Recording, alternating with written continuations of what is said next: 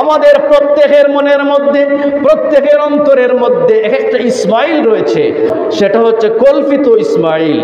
ওই ইসমাইলটা হচ্ছে কারো জন্য টাকা পয়সা, ওই অন্তরের ইসমাইল হচ্ছে কারো জন্য সুন্দর বাড়ি, কারো জন্য সুন্দর গাড়ি, কারো জন্য এই দাপট ক্ষমতা। কিন্তু আল্লাহ রাব্বুল আলামিন বলেছেন ওই অন্তরের ইসমাইলকে তুমি বিসর্জন দিতে হবে, আমার নামে উৎসর্গিত করতে হবে। উৎসর্গিত করে ওই অন্তরের মধ্যে তুমি আমাকে জায়গা করে দিতে হবে এবং সমস্ত কিছুকে আমার নামে কোরবান করে দিতে হবে। পড়ুন সুবহানাল্লাহ।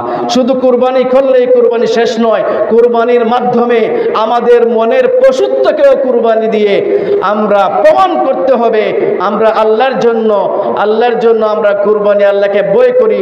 লান ইয়ানালাল্লাহু লুহুমুহা ওয়ালা দিমাউহা ওয়ালাকিন ইয়ানালুহুত তাকওয়া মিনকুম।